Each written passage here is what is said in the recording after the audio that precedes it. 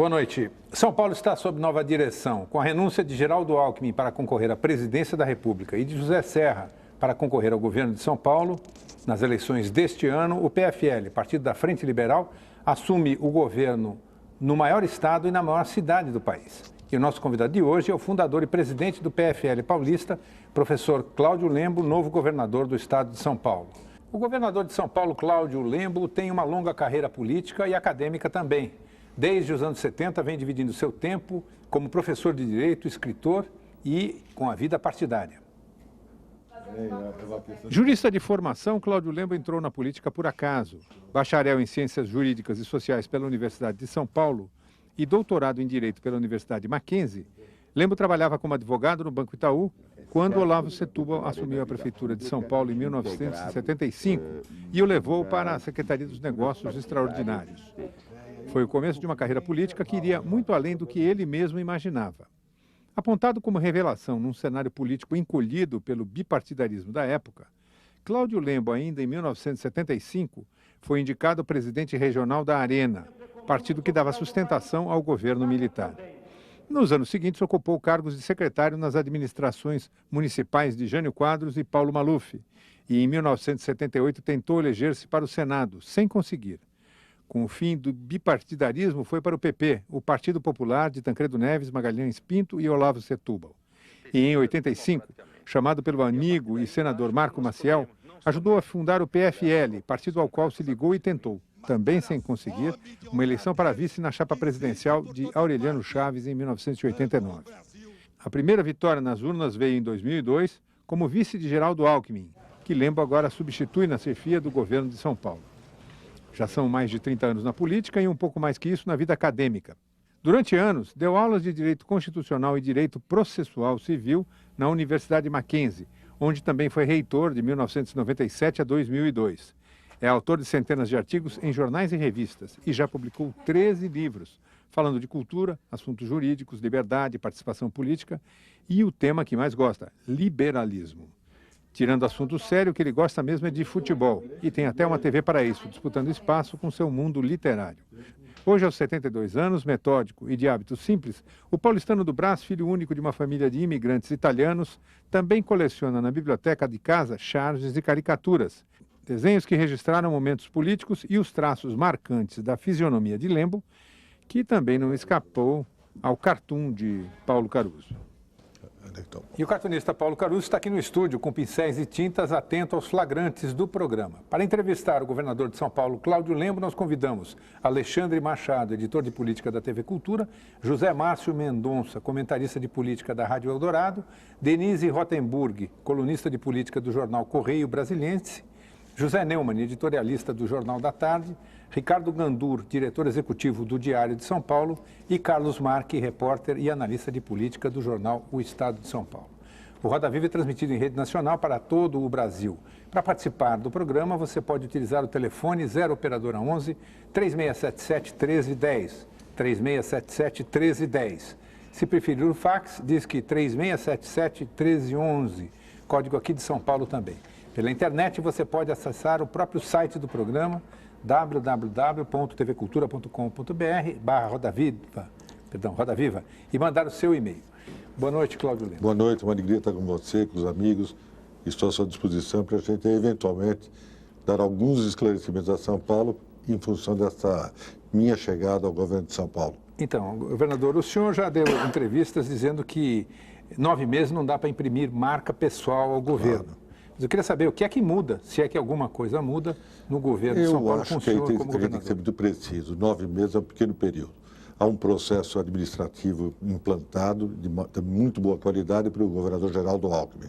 Eu devo apenas prosseguir esse processo administrativo e dar, é claro, a minha marca pessoal nas formas de comunicação com a sociedade. Porém, a administração pública continua sem nenhuma solução de continuidade. Governador, o senhor tem, segundo consta, 9 bilhões de reais para investir. Já estão certos esses investimentos? Já estão distribuídos ou o senhor que vai distribuir? Não, são projetos que já estão Um projeto hoje é muito demorado. É extremamente difícil você maturar um projeto, particularmente no problema ambiental. Hoje, a grande questão da administração pública é meio ambiente, o que é bom, preservação da natureza. Então, veja, nós temos o Rodoanel. Demorou certamente 4 a 5 anos de grande debate para que se chegasse a esse momento, quando 4 licenças de implantação estão presentes. Ainda assim, há uma ação civil pública em curso junto à Justiça Estadual de São Paulo, quando já tivemos várias ações junto à Justiça Federal. Portanto, você veja que não tem tempo para a gente fazer coisas rápidas. Vamos implantar, se Deus quiser e a Justiça permitir, agora em abril, o Rodoanel. É uma obra que vem desde Mário Covas, passou por Geraldo Alckmin. Implantar, o que quer dizer? Está pronto? Implantar, não, filho, começar a primeira estaca. E agora, terminar, nós vamos ter, no mínimo, 4 anos. É uma obra muito pesada, muito de grande investimento. Primeira estaca do trecho sul. Hã? Do trecho sul. Isso, trecho sul. Agora, governador, o senhor tem uma trajetória notoriamente marcada pelo relacionamento com o direito, com a busca nas suas palavras, da ponderação, do equilíbrio. Eu queria saber o seguinte, como é que o senhor se sente assumindo uma máquina que tem naturalmente, o poder de influenciar no cenário eleitoral que se aproxima? Como é que o senhor se sente comandando essa máquina? Eu acho que você colocou uma boa pergunta, porque nós temos que diferenciar muito bem o que é máquina administrativa e o que é jogo político partidário. O grande problema do Brasil, e isso vê-se muito bem no governo federal, é a integração da máquina administrativa, que é perene e que permite que a democracia prossiga, com o jogo eleitoral. Ou mais que isso, com um partido político. Aí você tem a desintegração da máquina e do próprio partido.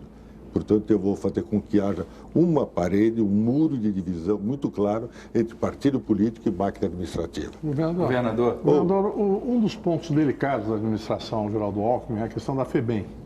E é uma questão que o governador vem tentando criar formas da criação de pequenas unidades e tratar da questão de uma maneira diferente do que se tratava anteriormente. O senhor tem uma reflexão específica sobre essa questão? Não Qual é a sua só uma preocupação? reflexão minha particular, mas também é um produto de um processo muito longo que começou há 12 anos atrás.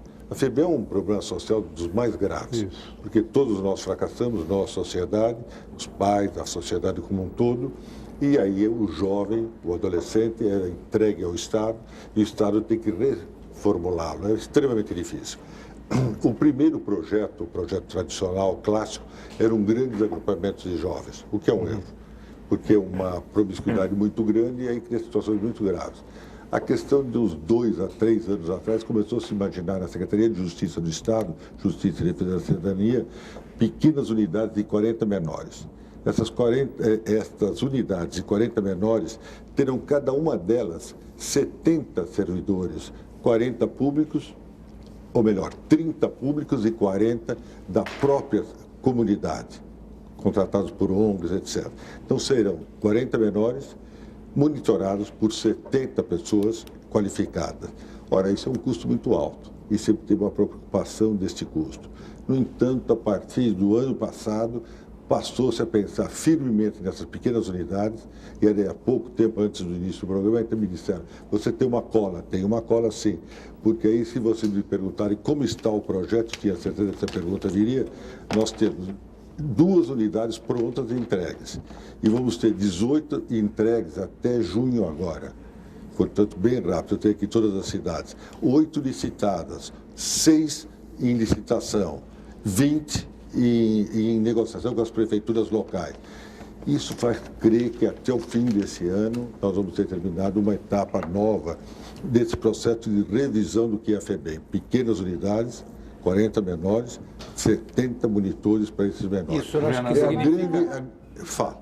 Não, só pode concluir seu raciocínio depois eu Eu só queria acrescentar o seguinte, isso significa que até o final do ano as grandes unidades terão desaparecido? Eu creio que a grande unidade, que é aqui Belém e Tatuapé, até junho nós terminamos. Eu tenho convicção. Nós temos lá hoje uma presidente, a doutora Berenice, que é uma procuradora do Estado, uma mulher notável, de uma fibra incrível. Vocês vejam que ela está segurando com muito respeito não só da sociedade, mas também dos próprios adolescentes, e ela me promete até junho, esse paper que ela me mandou ainda hoje, até junho ela me promete aprontar. Eu acho que esse projeto, que foi do governador Geraldo Alckmin, eu consigo implantar e vai ser extremamente importante para todos nós, porque nós vamos ter, então, a consciência de que estamos fazendo o máximo, que o Estado está fazendo o máximo para reverter a situação desses menores. Governador, vai ser uma resposta eleitoral também, não né? Não. Você porque essa questão de segurança é uma grande crítica que se faz ao governador Alckmin, né? Ao ex-governador Alckmin, que agora é candidato a presidente da República. Faz uma divisão entre segurança pública, que nós podemos tratar à parte, e FEBEM, que eu acho uma questão gravíssima, tão grave como a outra, mas mais grave, porque você tem um jovem que está se formando e que está na má vida, e que nós temos que recuperá-lo para a vida em comunidade. Não é eleitoral, não, é absolutamente... criticava muito essas rebeliões, né? Aconteciam as rebeliões porque as unidades eram muito grandes. As unidades tinham 1.000 jovens, 1.000 e poucos jovens. É muito. Você imagine jovens vindos das várias atividades da vida amoral, amarga, e de repente reunidos todos eles. Passava a ser uma universidade do crime. Agora não, 40 só.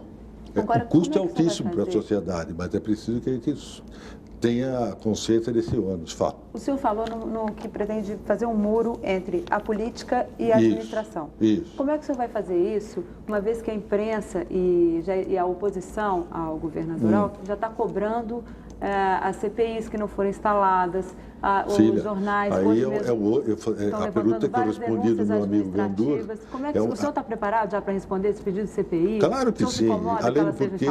Além porque, não me incomoda porque eu acredito na autonomia dos poderes e também na harmonia dos poderes. Então, mas veja, eu respondi ao Gandur que nós temos que fazer uma divisão clara, nítida, um muro entre aquilo que é política partidária. O meu partido é PFL, pronto, para ficar bem claro. E a administração pública. São coisas absolutamente separadas, diferentes, e que nós não podemos fazer com que haja promiscuidade. Toda vez que há, você está vendo o que está acontecendo, você é brasiliense, você é candanga, você vê o que está acontecendo em Brasília. Tudo se enfraquece, tudo se fragiliza, tudo apodrece. E eu não quero isso em São Paulo e não farei isso em São Paulo. Agora, voltando à FEBEM, nós vamos resolver. Agora eu estou convicto. Acho que se fizeram grandes erros. O grande agrupamento do Jabaquara, onde havia 2.000 menores, agora Tatuapé, 1.000 e poucos menores. Com os 40, o custo é alto. O contribuinte vai ter que ter esse ônus. Mas vamos fazer alguma coisa que é efetivamente humana e social. Governador, falando de FEBEM, repetem-se as rebeliões nos presídios de São Paulo. Muito bem. Há quem sugira que é muita coincidência, um ano eleitoral, as rebeliões se multiplicarem da forma como estão se multiplicando este ano.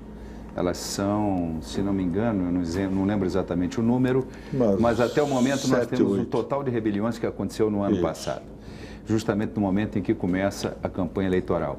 Essa coincidência é só uma coincidência ou é mais do que uma coincidência? Não, eu tenho que ser absolutamente crente que um partido político, qualquer que seja ele, nunca utilizará os prisioneiros, as prisões, para trabalho eleitoral. Seria um absurdo, seria tão ignóbil que eu não posso admitir. Mas a gente tem visto tantos absurdos no Brasil ultimamente, né? É verdade, mas não posso admitir que isso possa acontecer em São Paulo nesse momento. Eu acredito ainda que os partidos políticos têm um cerne bom. Acredito nos partidos, acredito nas pessoas. Porém, não acredito nas facções criminosas. Essas sim estão trabalhando em função de julgamento de determinado preso. Isso foi o que aconteceu na semana passada. Um preso ia ser julgado e aí começou a rebelião em cadeia em vários presídios. As facções criminosas são ativas, são muito perigosas e nós vamos combatê-las com muita firmeza e estamos combatendo com muita firmeza. Governador, fala em absurdo. Um dos casos mais absurdos, e que é um caso em que o absurdo é dividido entre o governo do Estado de São Paulo e o PT, é o caso... Aliás, são dois casos. O assassínio de Antônio Costa Santos, que era prefeito de Campinas, em 10 de setembro de 2001, e a execução de Celso Daniel no dia 18 de janeiro de 2002.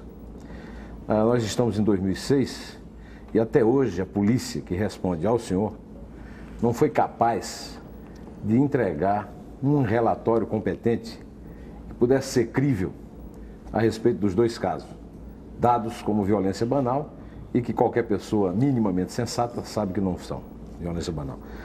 O absurdo chegou a tal ponto que na terça-feira de carnaval, o Bruno Daniel, professor universitário militante petista, e a sua mulher Marilena Nakano, cunhada de Celso Daniel e cunhada de Betinho, foram obrigados a fugir do país com os 3 filhos para escapar a possibilidade de serem mortos pelos assassinos, os seus mandantes que continuam soltos. Eu quero saber quando é que as polícias, sob o seu comando, vai dar uma resposta a um absurdo como esse? Eu acho que aí nós temos que fazer uma dupla divisão do que você me perguntou. Primeiro, as polícias, a civil e a militar, particularmente a civil, que é o caso específico, trabalhou com grande capacidade. Entregou ao Ministério Público todos os elementos necessários. E há um processo penal em curso. Nós temos que aguardar agora sim a justiça, e não nós, polícia. Primeiro ponto. Segundo ponto, o que aconteceu nesse episódio? Você, em política, nunca pode se integrar com máfias ou com grupos mafiosos. E aí surgem coisas muito difíceis. O político tem que ser extremamente cuidadoso com suas amizades, com suas interrelações com a sociedade. No momento que há uma promiscuidade entre o político e a má vida, dá nas coisas que aconteceram nos 2 municípios, particularmente no primeiro.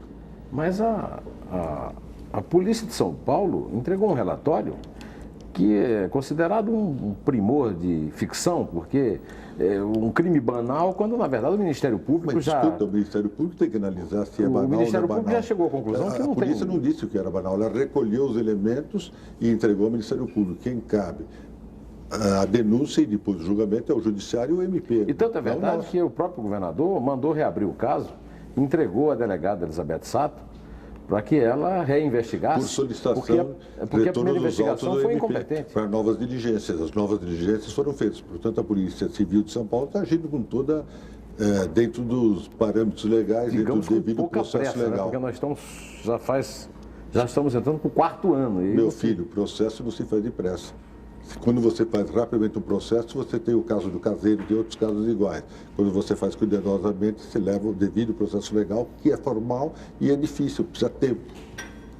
Agora, o senhor como homem do direito, uma coisa que me impressiona é que não vejo ninguém se indignar com um casal de brasileiros que trabalham, que são obrigados a deixar a sua casa e o seu trabalho para ir para o exterior, fugir de possíveis assassinos, e eu não vejo nenhuma... Se pedirem sempre apoio da polícia para preservação, é dado.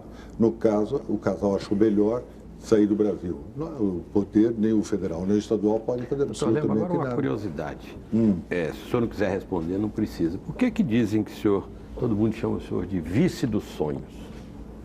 Quando dizem isso? Por que dizem que o senhor é o vice dos sonhos? Não sei, é possível que encontraram um vice que é equilibrado, tenha bom senso e já na velhice não tem grandes sonhos políticos, tem apenas o sonho de bem servir. Talvez seja isso. Se espelha no Marco Maciel, não? Muito. O Marco Maciel é o vice dos sonhos. Você sabe disso, o Marco Maciel é um dos grandes amigos que eu tenho grande respeito pelo Marco, ainda porque ele é nordestino como vocês, os nordestinos têm uma têmpera forte e eu admiro essa têmpera. Governador, Julian Cardoso, da Bahia, pergunta o seguinte: o senhor se considera carismático? Esse é o auge da sua carreira política? Não, auge sim, porque também estou na minha vida biológica chegando ao fim. Eu até costumo brincar que moro bem perto de um cemitério aqui em São Paulo para poder ir a pé ao cemitério. Mas eu não é o auge no sentido de que atinge um ponto altíssimo, que é ser governador de São Paulo. E isso me deixa muito feliz. O senhor chegou uma vez e imaginou que viesse a ser governador? Quem está no jogo político sempre imagina alguma coisa. Não sabe bem o que será, porque a vida política é muito diversa, muito complexa. Você me conhece desde os tempos de prefeitura de São Paulo com o prefeito Olavo Setúbal. Portanto, foi sempre lutando, sempre vencendo, sempre com grandes angústias. Você veja que eu fui candidato a senador contra Franco Montoro, contra Fernando Henrique Cardoso, no momento em que havia um conflito muito nítido na sociedade entre a Arena e a MDB, ou seja, o regime militar e aqueles que se diziam democratas, os que se diziam democratas, e outros estão hoje aí no pecado. Porém, se você sabe que a minha vida foi sempre liberal, eu sempre preservei no meio do regime militar a ideia de liberdade. Uma das coisas que mais me comovem na vida é uma pequena dedicatória do velho Castelo Branco, jornalista, o Castelinho, assim, enfim, um liberal no sistema. E realmente fui liberal, preservei a liberdade. Vocês sabem que eu tive momentos difíceis, mas sempre fui vencendo. Fui expulso da arena, porque cumprimentei Leonel Brizola, me tornei amigo de Leonel Brizola. Portanto, nunca tive preconceito, não. Achei que de política se faz dialogando. E cheguei aqui, por acaso, mas sempre presente. Governador, o senhor é amigo do Lula também, né? O senhor é amigo do Lula também. Você me levou ao Lula. É bom que a sociedade sabe. Esse é um caso muito interessante. Voltando ao caso da FEBEM. Voltando ao caso da FEBEM. Sabe-se que acolher uma unidade da FEBEM não é exatamente o sonho de alguns ou de parte dos prefeitos. Muito boa pergunta. Como é que o senhor pretende lidar com essa agenda desses 9 meses aí, com essa questão? Enquanto governador, o governador Geraldo Alckmin pediu que ajudasse essa senhora que eu citei logo no começo do programa, a Berenice, que é uma mulher notável. E eu fiz reuniões no Alto Tietê, que é a região de Mogi das Cruzes e aqueles municípios no entorno, e aqui na região sul, em Itapecerica da Serra. Reuni com todos os prefeitos da região. Está aqui nessa lista, se quiser eu lhe passo já. E houve um notável apoio. Apenas os municípios governados pelo PT não aceitaram as unidades de 40 menores. Dizem que tem outra filosofia, outra situação, mas Osasco, Suzano, Guarulhos não aceitaram. Os demais municípios todos, está aqui se você quiser ler, para não perder tempo do telespectador, todos eles aceitaram e estamos iniciando as obras, ou estamos terminando as obras. Portanto, é muito interessante que alguém que pregava uma visão social ampla seja contrário à recuperação dos menores. É uma situação que eu gostaria de ter uma resposta nítida e clara, mas não tive. O PFL completou 20 anos em 2006. Durante esse período, o partido lutou para afastar a imagem de proximidade com a ditadura militar, já que seus principais líderes participaram do regime após o golpe de 64. Em 1994, o partido ajudou a eleger Fernando Henrique Cardoso, com Marco Maciel na chapa como vice-presidente. Agora, o partido administra pela primeira vez o segundo e o terceiro maiores orçamentos do país, atrás apenas da União. Além de Cláudio Lembo, que assumiu o governo de São Paulo, Gilberto Kassab ocupa a prefeitura paulistana, no lugar de José Serra, que disputa o governo do estado. E com a renúncia de Jarbas Vasconcelos do PMDB em Pernambuco, o PFLista Mendonça Filho tomou posse no governo do estado. Com essas mudanças, o PFL passa a governar 4 estados brasileiros. Além de São Paulo e Pernambuco, João Alves Filho comanda o Sergipe e Paulo Souto a Bahia. No Congresso, o PFL fica atrás do PMDB com a segunda maior bancada no Senado. Já na Câmara, o partido só perde em número de deputados para o PT e o PMDB. Pergunta de Jarbas Asbar, aqui de São Paulo, governador. O PFL vai lançar candidato próprio ao governo de São Paulo algum dia ou será sempre o número 2? Não, quando for oportuno, quando as circunstâncias se mostrarem favoráveis, teremos candidato próprio. Porém, se for melhor para São Paulo ter um candidato de boa estrutura mental, de inteligência boa, como é o caso, por exemplo, do futuro candidato do PSDB, José Serra, nós ficamos em coligação com outro partido. Não vejo nenhum mal nisso. E o que o fato de estar no comando do governo, do Estado e da Prefeitura muda para o PFL? Muda essa presença nos meios de comunicação. Claro que nós vamos ter mais espaço nos meios de comunicação a partir da última sexta-feira. Mas isso não quer dizer nada a não ser que nós queremos demonstrar que o partido tem quadros positivos, qualificados e que são extremamente equilibrados. Mas não é difícil perceber qual é a diferença entre PFL e PSDB no que toca, por exemplo, à política econômica? Não creio. Eu acho que nós temos um ponto que é básico. Primeiro, a nossa consciência da necessidade de plena liberdade. Nós não temos nenhum traço que nos deixe de ausentar a defesa da liberdade, nós do PFL. Segundo, nós somos muito equilibrados também na política econômica. Sabemos que a privatização de muitas áreas estatais é positiva, porque toda vez que nós temos uma grande presença das empresas estatais, nós temos uma presença maior de corrupção. Toda vez que terminam as estatais, há uma maior dinâmica na economia. Portanto, eu diria que é um pouco diferente, principalmente o cerne que diz respeito à liberdade.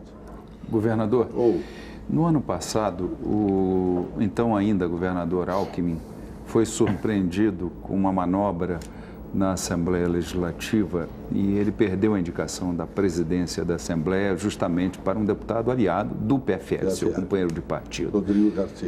Rodrigo Garcia. Esse fato, primeiro, abalou a relação de confiança do governador Alckmin com o PFL, ponto 1. Ponto 2, por que aconteceu aquilo? Qual a explicação que o senhor dá para uma aliança que é tão confiável durante todo esse tempo? Dois cenários. Primeiro cenário, abalou-se sim a confiança entre PSDB e PFL naquele instante. Foi algo inusitado. Eu, presidente do partido do PFL, não tinha consciência de que aquilo estava acontecendo e, de repente, fui surpreendido, como foi o governador Geraldo Alckmin e foram outras pessoas, com a presença de Rodrigo Garcia no embate e vitória. Então, foi realmente um momento muito difícil. Eu me coloquei contrário a esta operação do meu companheiro Rodrigo Garcia, porém, ele foi vitorioso. Então, essa é a primeira colocação, que houve, sim, um momento de, não diria fissura, mas de fricção, sensibilidade entre o governador Geraldo Alckmin e a minha pessoa, inclusive. Desagradável você ter uma situação nova, e assim foi. Porém, hoje, com o passar do tempo, eu percebo o seguinte: o Rodrigo Garcia deu mais dinamismo à Assembleia Legislativa de São Paulo. Processos legislativos estavam parados há muito tempo, há 20 anos, 10 anos, coisa realmente demorada. Pequenos projetos de deputados, grandes projetos de deputados, eles não tinham o curso da Assembleia Legislativa. O Rodrigo Garcia permitiu que tivesse curso. Outro ponto, o orçamento de São Paulo não era trabalhado pela sociedade, era apenas uma visão tecnocrática. Os tecnocratas faziam e tudo bem. Eu tenho um certo temor dos tecnocratas. O Rodrigo Garcia fez com que houvesse audiências públicas por todo o estado de São Paulo. Isso foi bom. Mudou o Parlamento Paulista. Ele passou a ter mais dinamismo, mais dinâmica, e isso eu acho importante para o futuro. Mais dinamismo, menos nas CPIs, né? Veja, essa é aquela malícia, eu sou jornalista, então eu posso dizer a malícia do jornalista. Ele é incapaz de ver o mundo como ele efetivamente acontece. A Assembleia Legislativa de São Paulo não é como a Câmara Federal. Com um pequeno grupo de deputados você pode abrir uma CPI. Em São Paulo, a CPI tem que ser colocada na pauta e o plenário tem que aprovar. Então a coisa é mais complexa. O Rodrigo Garcia, que ele fez a pergunta, inclusive está pretendendo mudar o regimento para permitir CPIs. E eu não tenho que me intrometer nisso. Mas viria com muita simpatia que a Assembleia abrisse a possibilidade de CPIs. Governador, acho bom para a democracia. O PFL vai indicar o vice do Serra? Possível. Como é possível fazer uma grande coligação com outros partidos, e aí nós podemos ter a flexibilidade de analisar outras posições na grande chapa. E tem algum nome que o senhor sugira? Qual o vice dos seus sonhos? O vice dos meus sonhos é Guilherme Afife Domingos. Eu sou um defensor do Dr. Guilherme por um motivo muito simples. Eu acho que o Guilherme é um liberal. O Guilherme tem uma linda batalha hoje, uma forte batalha em favor da diminuição da carga tributária federal, que é 40% do PIB. Mas você está falando em vice para São Paulo. São Paulo. Ah, não, você quer saber Brasília? Também. Para Alckmin. Para Alckmin. Você quer saber? Eu quero. Então, Nós queremos. Todos querem, mas eu já falei Zé Jorge. Eu sou Zé Jorge. Jorge, por quê? Eu explico. Ué, mas não é Zé Agripino versus Jorge Borralho? Escuta, são 3 votos. Eu posso votar para você ficar satisfeito no Jorge Bornhaus, que é o presidente do partido, é uma homenagem que ele merece como um homem que estruturou o PFL. E tem mais outros 2 votos. Zé Agripino e Zé Jorge. Pode ser. Eu voto no Zé Jorge. E explico, ela perguntou... Então o Zé Jorge está indicado. O governador de São Paulo apoiando o Zé Jorge não, desequilibrou. Um partido democrático, houve todos os estados, todas as lideranças nacionais do partido. Eu acho o Zé Jorge. Primeiro, você vê que a todo momento esses meninos querem dizer assim, esse partido nasceu da ditadura militar. Eles não dizem que o partido nasceu para acabar com a ditadura militar. Você é tão jovem que você não sabe o que esses maldosos pensam. Então, o partido surgiu para romper a ditadura militar. Quando nós nos colocamos contra certas situações impostas, podíamos ter perdido tudo, até eventualmente a liberdade. Tivemos coragem e fomos em frente. Agora, eu diria a você o seguinte: por que o Zé Jorge? Porque o Zé Jorge nasceu depois da Arena, é jovem. Então, nós precisamos de quadros novos na política. O Zé Jorge é um engenheiro pela Universidade Federal de Pernambuco, que é altamente qualificado. É um estatístico que deu aula de estatística. Depois foi secretário de Habitação, secretário da Educação. Depois ainda foi deputado federal, você acompanha, e senador, bom senador, sempre na oposição no governo atual federal. Portanto, você Foi vê, ministro das Minas e Energia. também, é verdade. E é um homem de raiz popular. Dizem que no Nordeste, particularmente em Pernambuco, existem cavalcantes e cavalgados. Ele é um cavalgado, é um homem do povo. Então eu quero o José Jorge por isso. Ponto. Isso aí ele diz que nós somos Eu olhei maldosos, para ele. mas isso aí tem uma crítica Isso é lá do Zé isso é- Agripino, que é de uma família Isso é revolução aristocrática, para ele. entendeu? Isso é revolução para ele. Que é dos Isso- Cavalcantes. isso E é revolução- Albonhausen também, que é Jorge de Conde Albonhausen, dono de Santa Catarina. Isso é a revolução para ele. É aquela revolução que veio do povo, dos cavalcantes e dos Essa cavalgados. aproximação com o PMDB, o senhor falou que o vice de José Serra vai ser, o senhor sugere Guilherme Filho Domingos. Agora, essa aproximação com o PMDB, do PSDB com o PMDB, não gera uma certa desconfiança no PFL? Eu acho que não. Quando nós temos que nos integrar todos os bons brasileiros, para terminar com um mau governo federal, eu não vejo nada de desconfiança, e muito menos de sensibilidade. Eu quero isso, quero aquilo. Nós queremos, é um objetivo comum, afastar um mau governo. Por falar em mau governo, governador, há uma pergunta aqui. Por que que se o senhor acha ético, pergunta de Arthur Pérez, de São Paulo, se o senhor acha ético o PFL sustentar um clima de denuncismo contra o governo Lula e o PT? Eu não vejo clima de denuncismo nenhum. Eu nunca vi nada igual ao governo PT. É autofágico. Todas as crises que surgiram desde o começo do governo Lula nasceram no interior, no ventre do PT, e de lá para fora. É por um motivo muito simples. O PT quis ser hegemônico na máquina governamental. Quando ele pretendeu isso, ele destruiu a máquina governamental e se autodestruiu. Portanto, nós, oposição, todos os partidos de oposição e o PFL, apenas recolhemos aquilo que sobra do governo do PT e apresentamos à sociedade por intermédio do parlamento. O parlamento tem função precípua de fiscalizar. Eu acho que o governo Lula não teve nenhum... desse seu raciocínio. Já sei Eu que você queria vai entrar perguntar. nisso aí, que é o seguinte, valeu a pena perder a chance de ir para cima do PT e do governo Lula só para salvar o mandato do Brant lá de Minas Gerais? De quem? Só para salvar. Fazer esse acordão que vocês fizeram aí, PSDB, PT e PFL, salvando o mandato de todo mundo, valeu a pena. Em vez de investir duro contra o PT, só para salvar o mandato do deputado Roberto Brant. Está falando do Brant, lá de Minas. Eu acho aquele caso do Brant tão pouco importante. Pois é.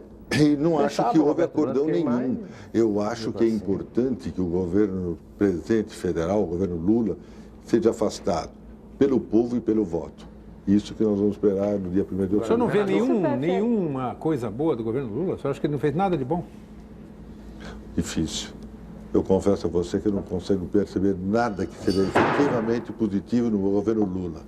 É uma coisa muito complexa, muito tumultuada, muita palavra e pouca ação. Isso me deixa muito preocupado. Isso que eu queria que o senhor definisse. O senhor fala em mau governo, mas mau governo é uma adjetivação. Eu queria substantivamente. Por que o senhor chama de mau governo? Quais as razões? Primeiro, na área econômica, não teve capacidade de ter uma evolução. Tomou a cartilha do FMI e conduziu de uma forma extremamente ortodoxa. Nenhuma imaginação, nenhuma ideia especial, nada de novo. Segundo, no campo social, assistencialismo puro, sem perceber o risco de não criar efetivamente empregos, porque o crescimento brasileiro é igual ao do Haiti, um dos piores da América Latina, dramaticamente mal.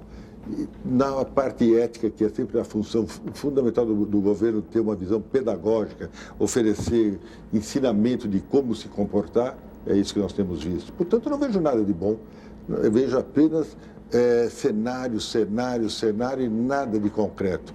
Me lembra a rainha Catarina da Rússia, que quando ia para o interior da Rússia, primeiro ia ao Bolshoi de Moscou para mostrar que alguns camponeses estavam felizes. E, na verdade, eram os bailarinos do Bolshoi e o povo morrendo de fome. Mas o Brasil, desemprego, classe média sendo extinta, destruída, não vejo nada. Mas por que então que o Lula continua favorito na corrida presidencial? Porque ainda não apareceu o grande candidato, que é o Geraldo Alckmin, que daqui a pouco estará bem nas pesquisas. Ele estava sozinho no páreo, quando há um só candidato, com todos os meios de comunicação, com uma propaganda federal violentíssima, é claro que ele estaria bem. Governador, eu queria falar um pouquinho de origem.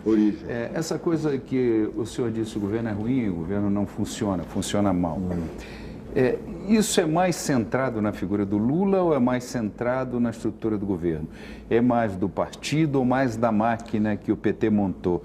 E por último, eu queria lhe perguntar, é importante ter conhecimento para governar? Sim. Primeiro, eu diria a você que há uma simbiose dramática entre um partido político que quis dominar a máquina do governo. É um grande equívoco. Esse partido político tinha uma origem extremamente complexa. De um lado, o sindicalismo. De outro lado, guerrilheiros leninistas, marxistas, etc. E um terceiro grupo que era um grupo religioso. Isto é impossível de se somar, ainda porque as origens são muito diferentes e, ao mesmo tempo, são com visões diferentes do mundo. Portanto, o partido em si já era complexo. Chega ao poder, que é uma dominação total, uma velha visão michiniana do passado. Deu no que deu. Segundo ponto que você colocou é sobre... O conhecimento. É importante ter conhecimento para governar? É óbvio. Ou uma pessoa só intuitiva? Eu acho que a intuição é notável. Toda a gente sabe que a intuição hoje é uma coisa muito importante política e também na ciência. Mas só a intuição não basta. Precisa ter uma educação racionalizada. É preciso ter nem educação, mas uma escolarização mínima. Quando não se tem uma escolarização mínima, a gente corre um grande risco. Governador, eu acho um perigo. O senhor está atribuindo ao governo do PT os seus malfeitos, né?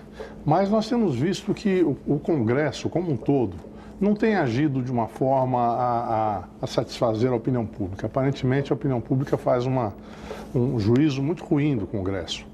E o senhor é um homem do direito e da democracia. Mesmo quando o senhor estava na arena, o senhor reconhecidamente era um homem que trabalhava pela democracia. O senhor acredita que nós estamos indo mal na democracia, não estamos conseguindo desenvolver um país com a ética necessária, ou isso que nós estamos vivendo é uma dor de parto, é uma etapa do processo de aprimoramento democrático? Eu acho que não é uma etapa do processo.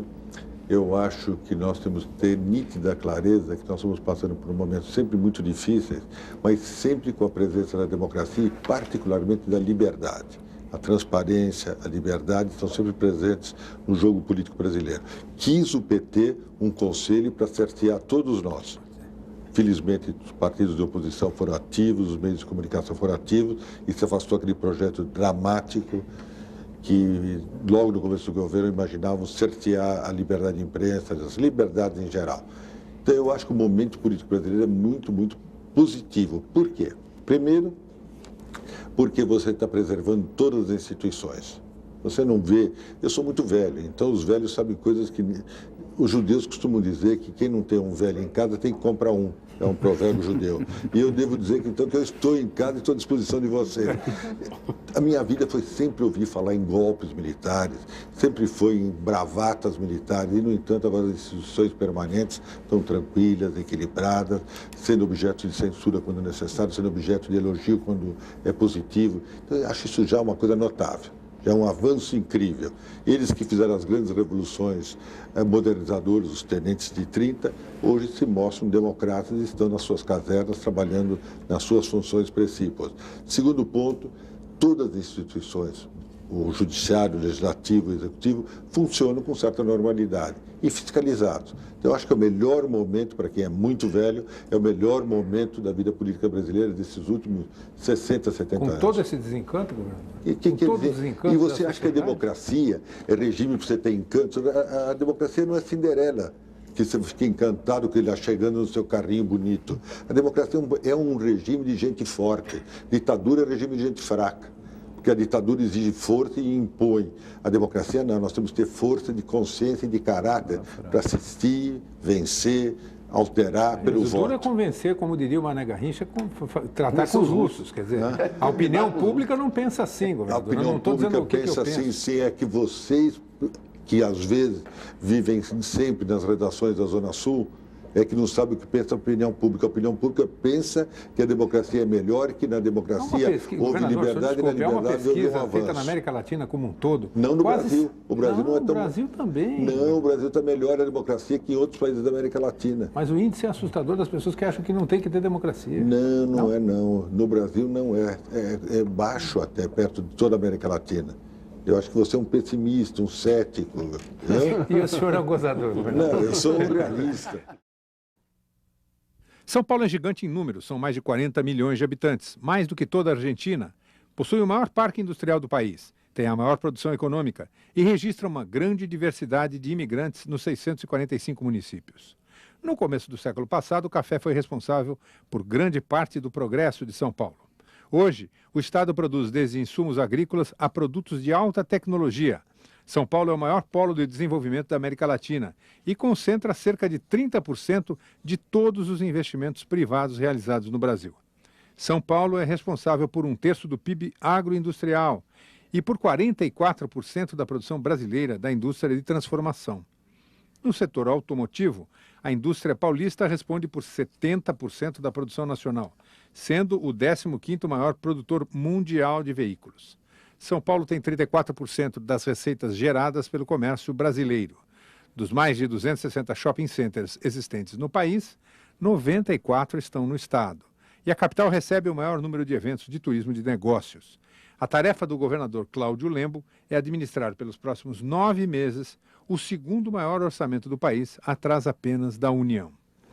Governador, já seria uma batalha complicada administrar esse governo, não fossem as ações aí, as investigações abertas hoje no Ministério Público em relação à administração do governador Geraldo Alckmin.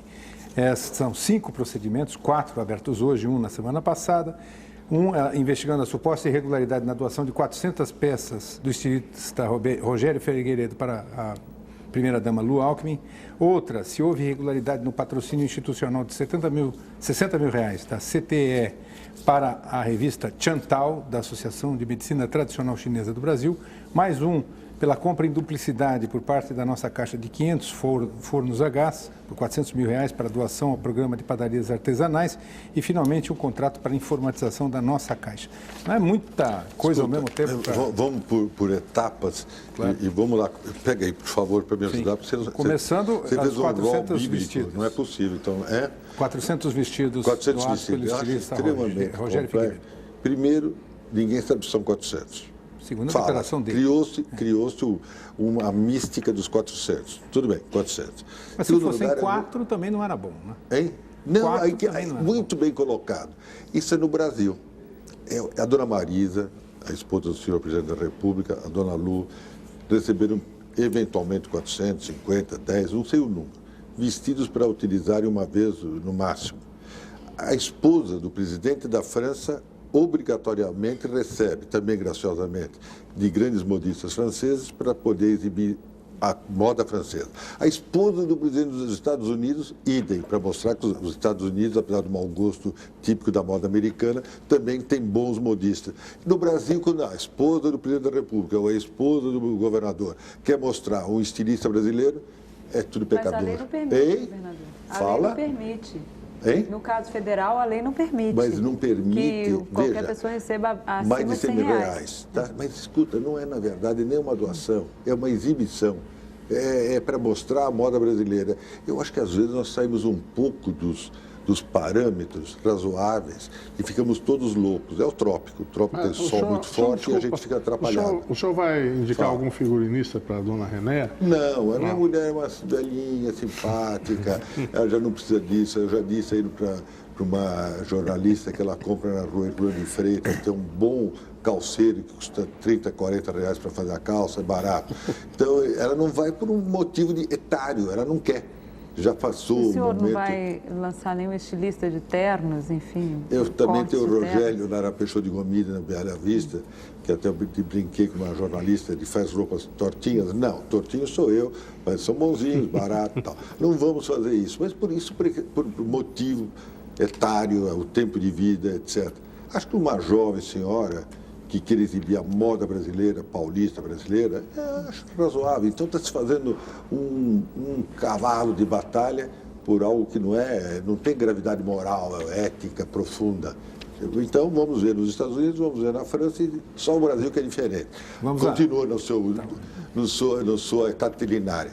Não, minha não, do Ministério Público. Então, do Ministério não, Patrocínio... representação de um Sim, deputado ao mas Ministério Público. Foram abertas investigações dentro do Ótimo, mas Ministério é muito bom que isso. Vamos lá. R$60 mil para a revista Chan Tao, Essa revista, que é senhor... presidida pelo médico Zhu Eujia, computarista O do Rui governador. Mas olha aí, vamos lá. É difícil, né? Mas vamos lá. É uma revista dirigida à medicina oriental. Hoje, medicina oriental é um tabu. Eu sou ocidental, não quero saber de acupuntura, etc. Pessoal, mas há quem admire e quem acha importante, principalmente no combate à dor.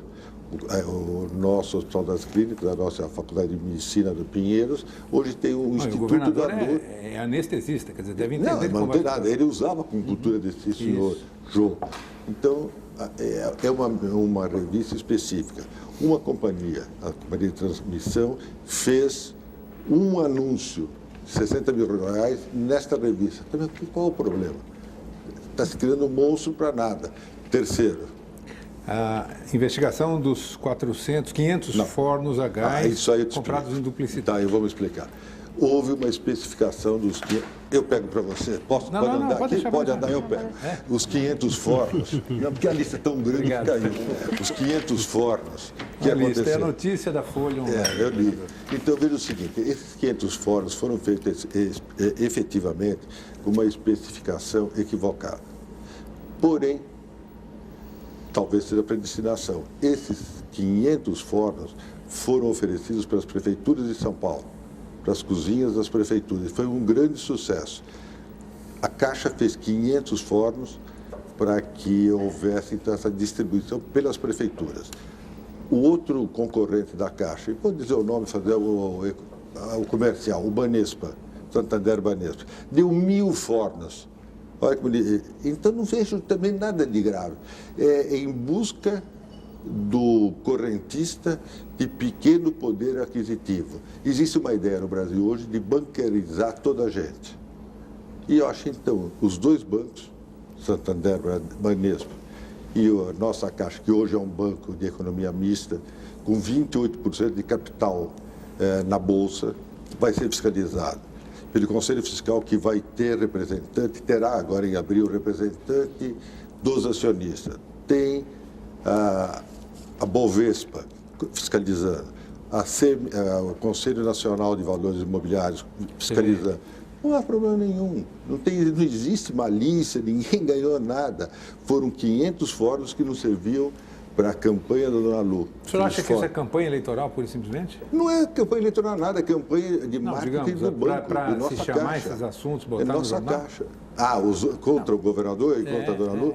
Acho que sim, aí já acho malícia, mas tudo bem.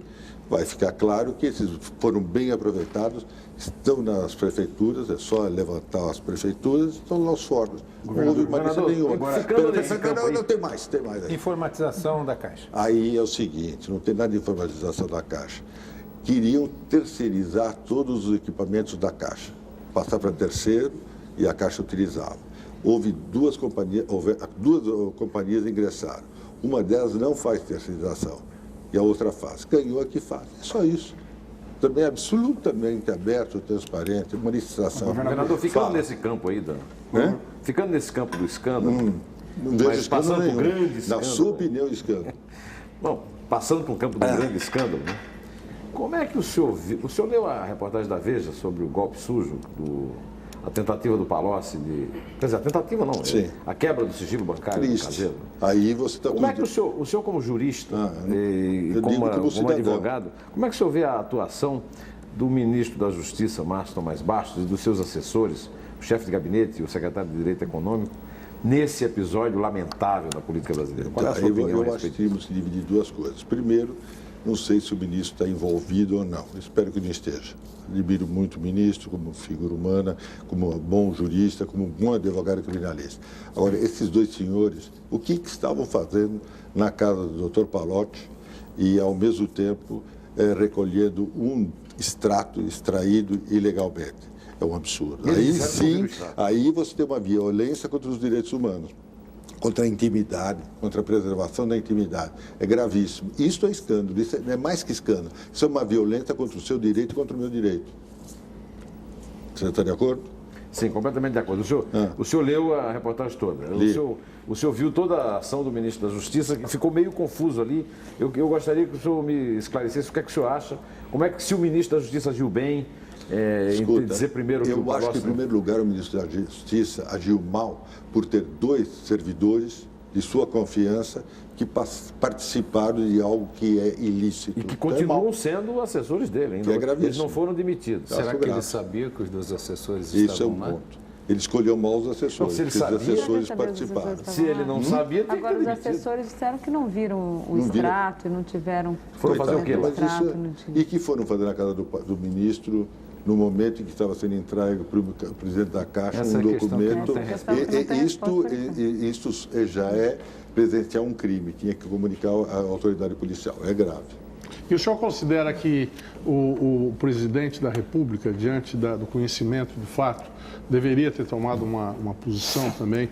Claro, E que isso, eventualmente, possa significar... Eu me lembro muito, olha, tem uma figura que eu tenho muito respeito, que foi muito até objeto de ironias, etc. Porém, é uma grande figura, Itamar Franco. Quando Itamar afastou a Grives, que era seu chefe da Casa Civil, foi um dos melhores exemplos que esse país já teve de dignidade no trato da coisa pública. Tem alguma suspeita, afasta. Malandro não pode ficar em governo. Se não for malandro, volta e será então recebido com honras, com grandes honras, com homenagens. Mas no momento que exista uma suspeita forte, afasta. Eu afasto qualquer dos meus companheiros de trabalho que eventualmente estejam envolvidos em algo que seja complexo. Eu acho que no presidencialismo, o governador, o presidente da República tem que assumir responsabilidade de suas funções e de seu cargo. Agora, governador, tem uma coisa, nessa questão desse caso do Palocci e outros mais que já apareceram aí ao longo desses últimos meses, o PFL tem buscado sempre um veio para tentar pedir o impeachment do presidente Lula. O senhor apoia? Não. Nós sempre evitamos o impeachment do presidente Lula. Não, nós mas agora voltaram a falar nesse assunto. O PFL assim, sempre se colocou contra o impeachment. Em conversas reservadas, governador, olha... Não, houve um jornalista que apresentou e redigiu um texto excepcional, jornalista Boris Casoy, no jornal Folha de São Paulo, em que fez um artigo suportado numa série de fundamentos e terminava pedindo impeachment. A partir desse artigo, alguns da sociedade civil imaginaram o efetivo impeachment do presidente da República, mas não passou pelo PFL. Mas o senhor apoia? Não. Eu acho que o impeachment será dia 1º de outubro. Você fará o impeachment, eu vou fazer o impeachment. Impeachment Como popular. assim? Popular.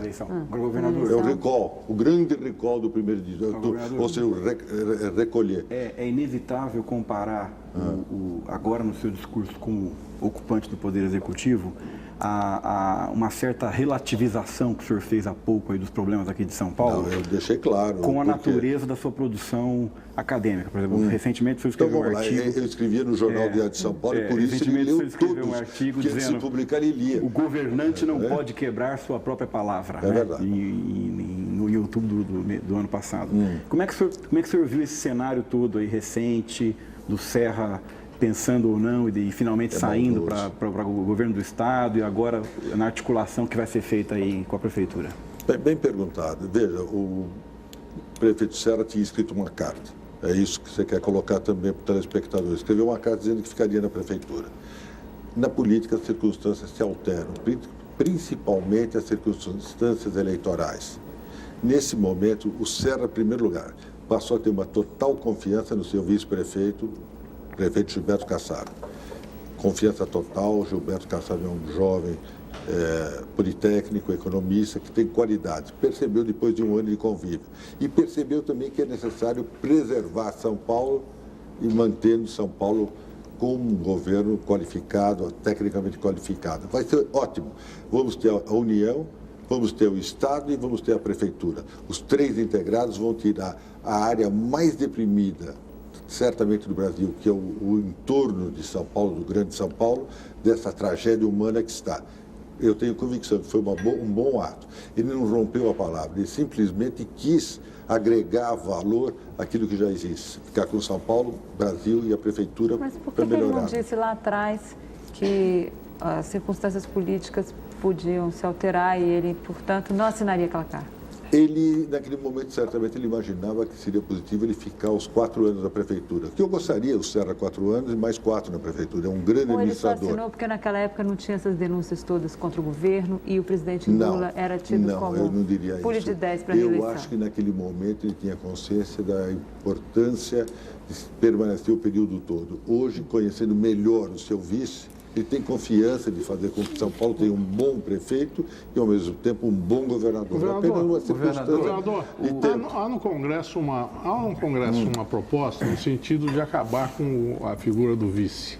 O vice-presidente, vice-governador, vice-prefeito. O senhor é um governador que chega com toda a legitimidade, porque o senhor está dentro do jogo proposto e das regras vigentes. O que o senhor acha disso? Não seria uma coisa prudente? Eu daria mais funções ao vice. Você sabe que o vice só recebe funções delegadas pelo governador ou pelo presidente da República. Ele tem que exercer aquela função delegada especificamente, aquela ação, aquela atividade. Eu faria um pouco mais, eu transformaria como um membro do Congresso, como nos Estados Unidos, para poder ser o líder, coordenador, etc. Pouco mais de funções. Mas não é uma função um pouco antiquada, já que as telecomunicações avançaram, não há aquela situação do sujeito que viajava, ia de navio embora, tinha que ter um vice. Eu acho que o vice também é um bom cargo, desde que haja funções delegadas expressamente para formar quadros políticos. Agora, governador. Eu acho bom para formar quadros políticos, sabe? Um minuto só, porque esse senhor está me agredindo. O grande problema é o seguinte: o que falta no Brasil, em função da ausência de continuidade democrática, é a formação de quadros políticos. É tragédia. Você veja, eu não devia estar mais aqui. Devia já estar um jovem aqui, como é o Rodrigo Garcia, como é o próprio Kassab. Então, formar quadro demora. É um longo caminho. Agora, governador, quanto à reeleição e o compromisso, pelo menos é o que se diz, do candidato Alckmin a abrir mão da reeleição para não se complicar com o Aécio Neves e com o próprio José Serra. O que o senhor diz? Pode ser as circunstâncias políticas. Eu fico com um velho nordestino. Você vê que amor que eu tenho. O Barbalho. Sou totalmente contra a reeleição. É uma fragilidade do sistema político norte-americano, quando ele ainda permitia muitas reeleições, agora é uma só, e aqui com uma só é mal. Acho que deveria ser um único mandato de 5 anos. Governador, eu queria falar um pouquinho de intolerância. Eu lembrei do senhor hoje, quando vi uma foto de um grupo de pessoas invadindo um prédio público em Belo Horizonte, quebrando as vidraças. Tinha um sujeito arremessando um cinzeiro contra uma vidraça, porque ali se dava uma reunião do BID. BID, Banco Interamericano para o Desenvolvimento, é uma entidade que supostamente promove desenvolvimento nos países americanos. E eu lembrei que em 2002, quando o senhor foi nomeado secretário de Justiça do governador Alckmin, 66 ONGs entregaram um manifesto contra a sua nomeação, porque o senhor teria sido da Arena. Isso, bem, da Arena foram Teotônio Vilela, Severo Gomes, José Sarney e outros. Como é que o senhor vê esse mundo de intolerância, essa coisa? Como é que o senhor espera governar esse país? O senhor acha que a campanha eleitoral vai radicalizar essa violência? Como é que o senhor explica essa violência? Se o sujeito quebrar um prédio público, porque ali se realiza uma reunião do BID, o senhor não acha que o MST não está exacerbado demais nesse momento? Eu acho que o MST é uma bandeira positiva, no sentido de que é preciso fazer, sim, uma reforma agrária racional no país. Porém, eu acho que, por vezes, se transforma num movimento negativo para si próprio, ou seja, para o próprio MST. O problema do Rio Grande do Sul, o problema em Belo Horizonte, é mau. Quem se desgasta é o próprio MST, porque a sociedade, que é equilibrada, fica contra ele. Governador, pergunta de Ives Gandra Martins, professor emérito da Universidade de Mackenzie. Vamos ver. Boa noite, governador. Como seu colega de turma e companheiro da Universidade de Mackenzie, e no momento exercendo a presidência da Academia Paulista de Letras, da qual Vossa Excelência é o presidente em honra, eu pergunto em nome da Casa de Cultura de São Paulo, que é a Academia, o que o governador pretende fazer nesses 9 meses pela cultura do Estado. Prosseguir o que você já me solicitou e foi feito pelo governador Geraldo Alckmin. publicações da Academia Paulista de Letras, buscar as raízes paulistas que foram muito esquecidas nesses últimos tempos e fazer com que a gente possa evoluir tendo uma cultura nacional brasileira e paulista, particularmente aqui no nosso estado. Do ponto de vista da gestão da Secretaria da Cultura, a senhora acha que muda alguma coisa? Não. Acho que nós temos um grande secretário, um homem que vem da militância política, um grande homem do cinema. Ele está com boas ideias e, particularmente, teve uma grande vitória, que foi aquele fundo do cinema, que é uma coisa notável. Levou um dinheiro do orçamento excessivo, eu vou cortar um pouco. Ele está ouvindo aí, queria falar comigo amanhã, já fica nervoso hoje. Mas, de qualquer maneira, o João Batista é um homem notável, está indo muito bem. Eu estou muito contente com o João Batista, como também estava o governador Geraldo Alckmin. Político de atuação discreta, Cláudio Lembo sempre trabalhou nos bastidores e esteve ligado a personalidades importantes do cenário nacional. A começar pelo banqueiro Olavo Setúbal, que, ao ser prefeito de São Paulo, iniciou Cláudio Lembo na política. Em seus mais de 30 anos de carreira, Lembo participou de poucas eleições. De estilo discreto, criou marca de articulador e negociador, o que sempre o manteve próximo dos políticos mais conhecidos. Afastado dos holofotes, Cláudio Lembo ocupou cargos de confiança em secretarias. Entre 86 e 88, chegou a assumir a prefeitura quando ocupava o cargo de secretário dos Negócios Jurídicos na gestão Jânio Quadros e entre 93 e 96 foi secretário de Planejamento do ex-prefeito Paulo Maluf. Ganhou dimensão nacional em 89 ao compor a chapa à presidência da República como vice de Aureliano Chaves. Lembo também foi assessor especial do vice-presidente Marco Maciel no governo Fernando Henrique Cardoso. E em 2002, estava ao lado de Geraldo Alckmin como vice, quando Tucano se elegeu governador de São Paulo. Governador, o que o senhor aprendeu com Olavo Setúbal, Jânio Quadros, Paulo Maluf? Com o Setúbal, racionalidade. Com o Jânio, uma incrível capacidade de criar fatos e uma intuição notável, uma coisa assim excepcional. E com o Paulo Maluf, eu tive pouco aprendizado. Governador, lembrando o seu passado, um homem ligado a banco, qual a sua opinião sobre a política de juros? Eu acho complexa. Eu acho que o governo... Complexa ou... Onerosa. É extremamente onerosa.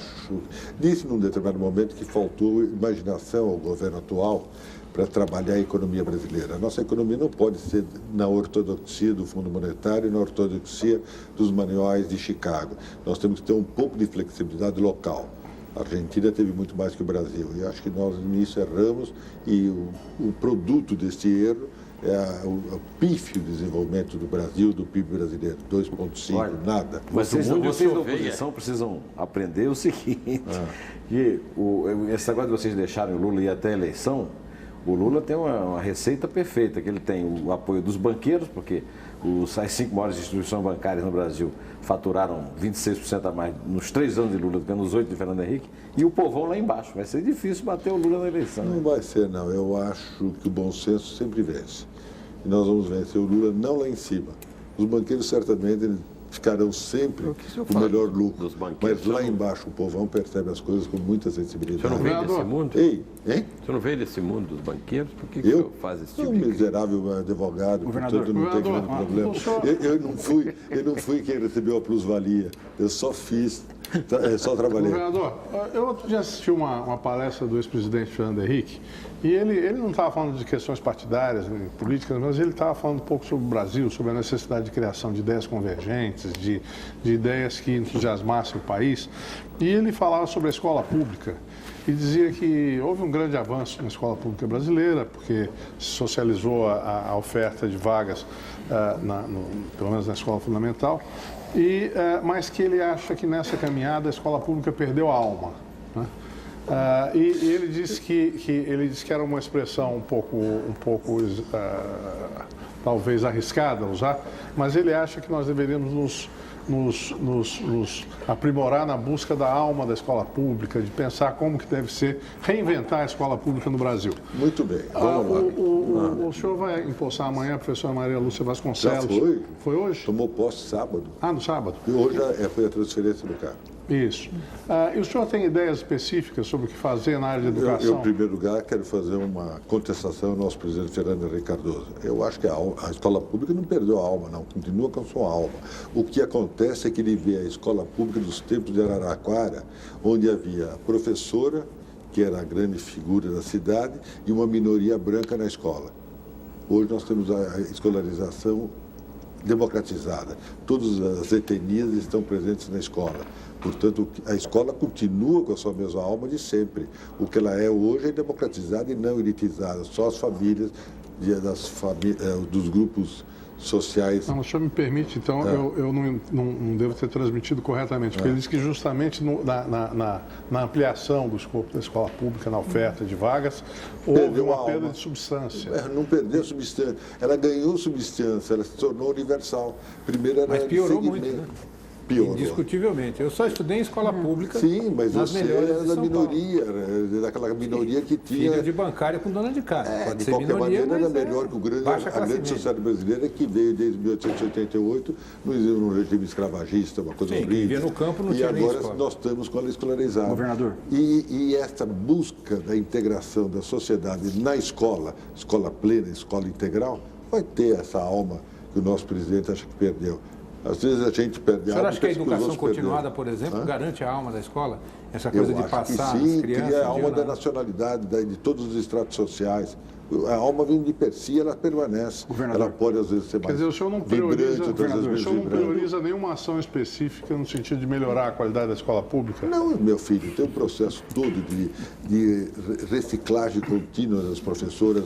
As professoras da escola pública... Não, calma. Eu acho que não é o suficiente, mas é bastante. Nossas professoras vão à Espanha, nossas professoras vão aos Estados Unidos, nossas professoras têm reciclagem em todas as férias. É a busca da alma, até de uma alma mais ampla, né, internacional. As nossas escolas abrem aos sábados e domingos para a família estar integrada com a escola, é a alma da escola. As nossas escolas buscam a internet, a integração internacional da juventude de baixa renda, de hipossuficiente. Alma da escola. A alma da escola é frase, mas não é, a escola está aí com alma e vibrando. A educação continuada está garantindo o analfabetismo consagrado como um grande sucesso. Não é verdade. Você é um crítico mordaz de tudo. Você tem que ter uma alma também mais humana, ver que o ser humano precisa ser visto com bons olhos. Fala, Denise. O senhor falou o que o senhor aprendeu. O que eu aprendi? O senhor falou que o senhor aprendeu com os políticos com que o senhor sempre conviveu. Sempre se aprende o diálogo, você pode aprender. O que o senhor tem a ensinar para os novos? Qual é a principal lição que o senhor daria aos políticos que estão começando aí agora? Primeiro, você sempre tem um código ético.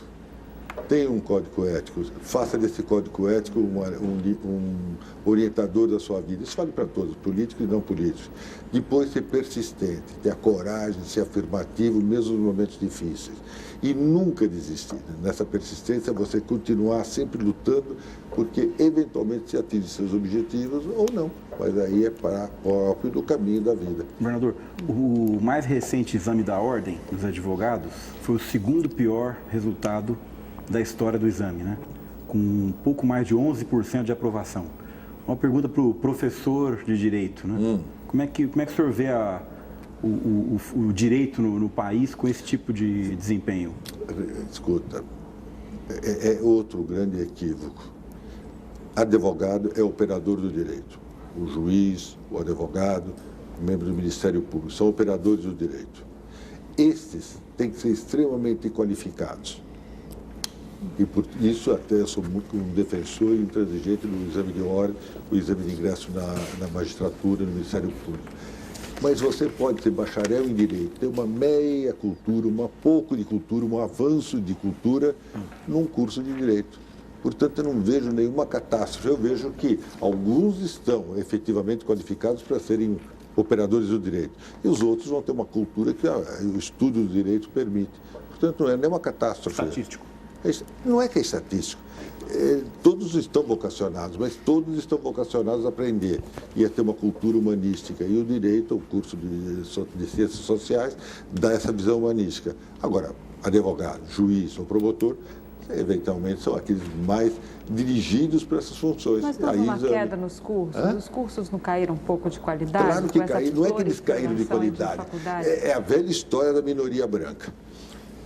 Quando havia Largo de São Francisco, os 400 na escola, as grandes famílias tradicionais brasileiras na Faculdade de Direito Largo de São Francisco, era uma escola. Eram os únicos, não havia concurso para nada, porque quem nomeava era o governador. Bons tempos, por sinal, o governador nomeava todos os amigos, né? O promotor, o delegado, o juiz, era tudo nomeado pelo governador. A sociedade avançou, tornou as suas instituições mais sólidas, mais rígidas, por concurso. Tudo é concursado, a não ser no governo federal, que todo mundo entra por comissionamento, o resto é concurso. Então, melhorou a vida institucional brasileira. Agora, como abriu um leque imenso de escolas de direito, caiu a qualidade das más escolas de direito, que são muitas, nem sei o número no estado de São Paulo. Mas as grandes escolas, que eu prefiro não citar para não fazer nenhuma injustiça, essas fazem bons operadores do direito. E é elas que devem fazer mesmo. Governador, nosso tempo está acabando. A última pergunta que eu faço é de Rui Brito Chinelato, de São Paulo, que pergunta o seguinte: o senhor não viu nada de bom no governo Lula. E quanto ao governo Fernando Henrique Cardoso, só teve coisas boas? Não, também teve momentos difíceis no governo Fernando Henrique, mas nunca houve essa desgraça moral que nós estamos vivendo nesse momento no Brasil. O governo Fernando Henrique sempre teve um traço moral definido e qualificado. E agora, infelizmente, nós estamos no lodaçal ético como nunca foi visto no Brasil. O que o senhor imagina ao final dos 9 meses de governo que o senhor possa dizer em relação a essa passagem pelo governo do Estado? Trabalhei, fiz o possível, espero ter sido útil a São Paulo. Muito obrigado pela sua entrevista. Agradeço aos nossos entrevistadores, a você que está em casa. E nós voltaremos na próxima segunda-feira com mais um Roda Viva. Uma ótima semana e até segunda.